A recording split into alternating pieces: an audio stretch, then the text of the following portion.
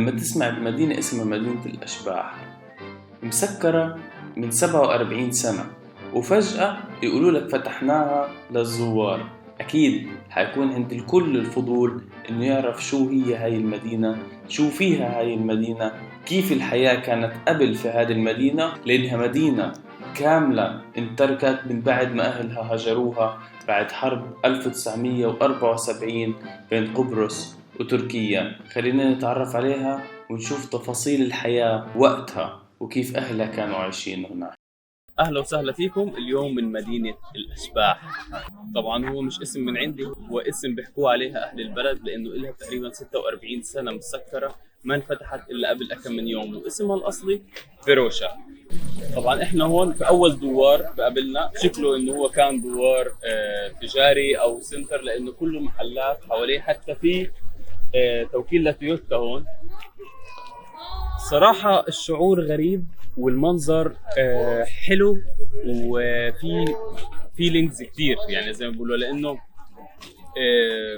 حاجات متروكة زي ما هي من 6 أو 47 سنة تقريبا ما انمسكت، لأنه هاي المنطقة عليها صراع، من الصراع اللي صار ما بين تركيا واليونان في قبرص، فبعدين انفصلت، صار في قبرص التركية وصار في قبرص اليونانية، ولكن هذه المنطقة تسكرت وما عاد حد يدخلها، واعتبرت منطقة تحت الوصاية التركية بس ما حد بيقدر يدخل عليها. طبعا هي اشتهرت انه هي كانت المنطقة سياحية رقم 1 في المنطقة، لانها هي على البحر والشط تبعها من احلى الشواطئ. هي تعتبر مدينة زي منتجع كبير، كل اشي فيها سياحي، حتى المباني السكنية هي تؤجر شقق سياحية.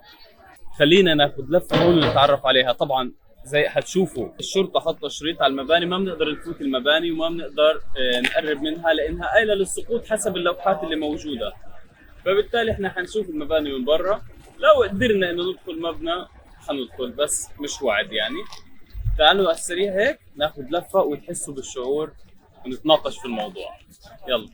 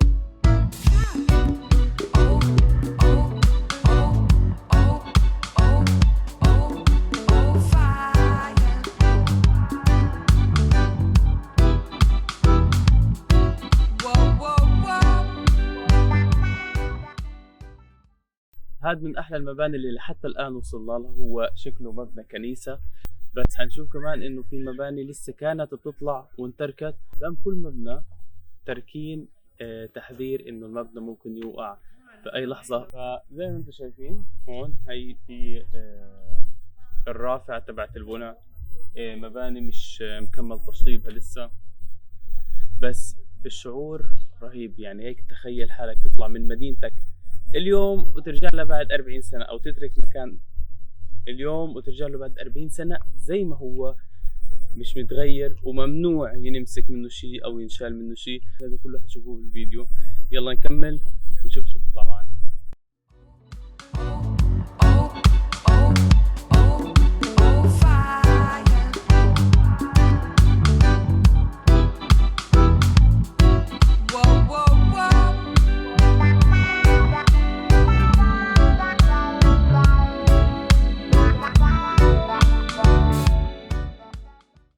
زي ما انتم شايفين في هون سور ممنوع كنا ندخل. يعني انا 4 سنين قاعد بشوف المدينه بس من الناحيه هذه، بس حاليا هذا من احلى الشواطئ اللي موجوده هون، لانه المدينه هذه اصلا مدينه كانت سياحيه رقم 1 في المنطقه كلها. فالشاطئ هذا شكلهم خسروا انهم يسكروه ايام ما سابوا لنا اياه، فالحمد لله انهم تركوا شيء.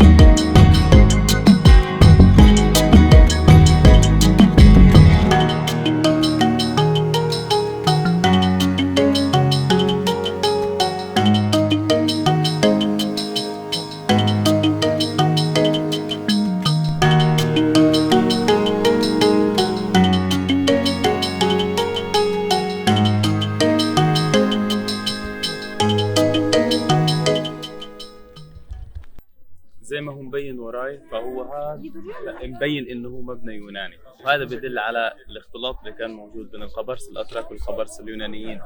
يعني من العمدان، من الستايل المستخدم، فهو يوناني، وغالبا هو كان محكمة. بس طبعا زي ما احنا شايفين كيف انه هذا بارز ستايل معين جنب المودرن دايركت. هون يعني هذا فندق مودرن بشكل 100%، جنبه الستايل اليوناني بالبهو تبعه بالادراج كثير حلو. الباب مسكر اكس زي ما بشوف بالافلام، وهاي بتهيألي هم بيسكروها الساعة 5. لو دخلنا في الليل فعلا حتكون مدينة اشباح.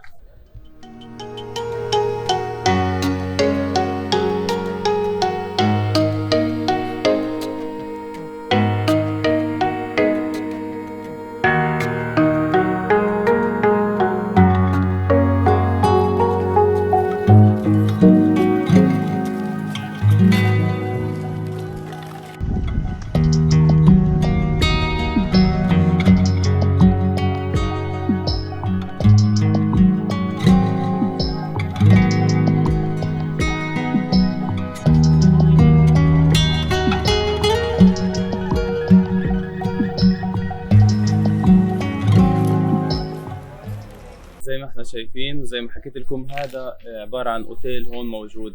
هلا اكثر انطباع انا اخذته الصراحة كثير حلو، انه في اشارات من المباني بتقول انه هاي المدينة في وقتها كانت كثير متقدمة عمرانيا او معماريا. ليش؟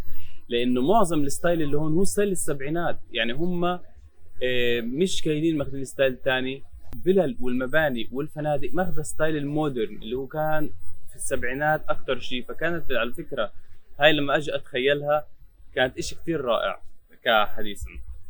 طبعا اشي ثاني كمان بنلاحظه انه كيف لما المكان بنترك سبحان الله الشجر والطبيعة بترجع تتشكل لحالها. شوف مثلا الممرات والعشب والشجر اللي موجود، اشي الصراحة كثير رائع بالذات لما تصير متداخلة مع المباني. طبعا هو هذا مش درس معماري بس، يعني هذه من الشغلات الحلوة اللي اي حد حيحس فيها لو اجى هون.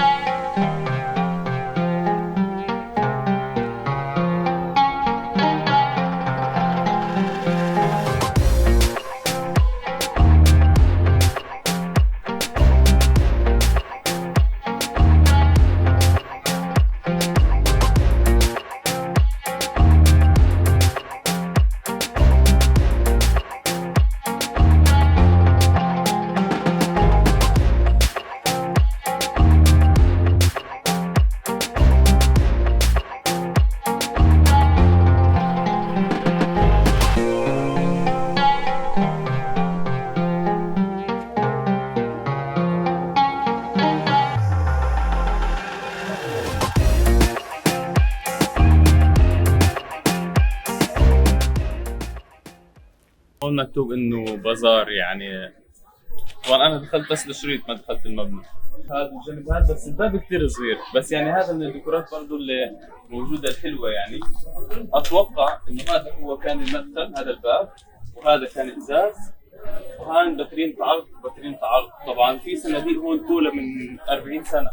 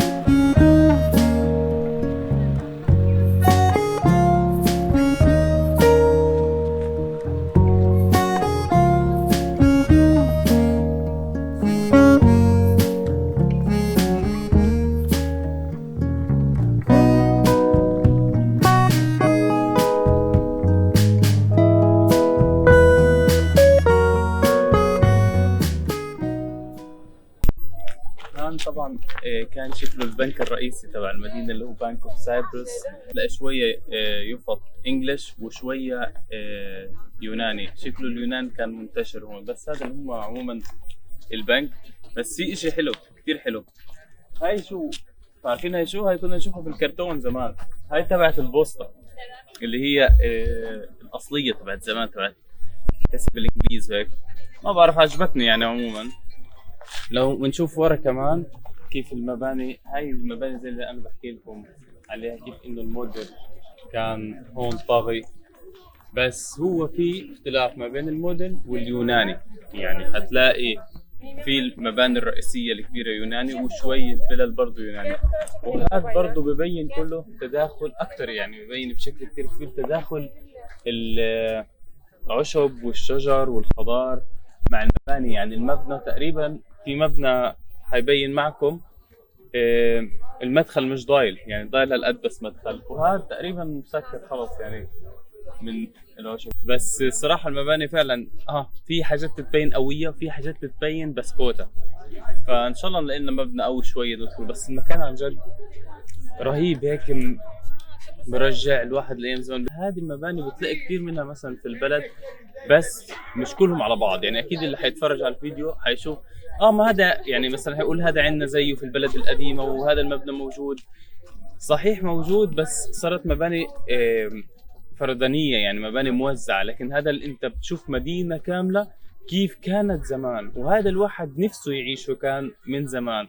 هذا شكله كاين مفترق رئيس، لأنه في إشارة 2 3 4، فكان هذا مفترق رئيسي شكله. بس المهم والله الإشارات أنا شايفها زمان كانت أحلى من تبعت هلا. يعني يا ريت ما تطوروا عليها، يا ريت نرجع لزمان. عن جد كتير حلوين.